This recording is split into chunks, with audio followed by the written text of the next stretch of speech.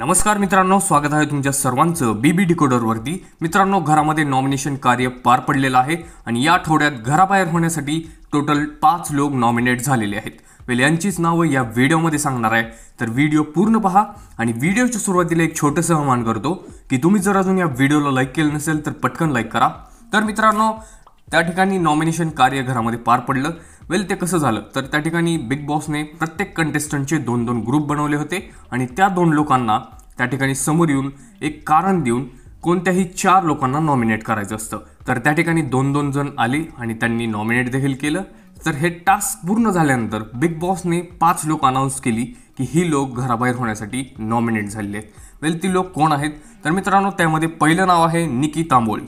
निकी तांबोळी या आठवड्यात घराबाहेर होण्यासाठी नॉमिनेट झाली आहे। त्याच्यानंतर पॅडी कांबळे म्हणजेच पंढरीनाथ कांबळे, त्याच्यानंतर सूरज चव्हाण, त्याच्यानंतर निखिल दामले आणि घनश्याम दरोडे।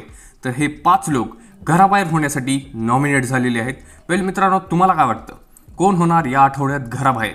कमेंटमध्ये सांगा आणि तुम्ही कोणाला करणार या आठवड्यात वोट हे देखील आम्हाला कमेंट करून सांगा। व्हिडिओ आवडला असेल तर लाईक करा आणि अशाच एक्सक्लुझिव्ह अपडेट्स गॉसिपसाठी फक्त सबस्क्राइब करा बिग बॉस डिकोडरला। मी भेटतो तुम्हाला अशाच एक्सक्लुझिव्ह अपडेट्ससह। तोपर्यंत धन्यवाद।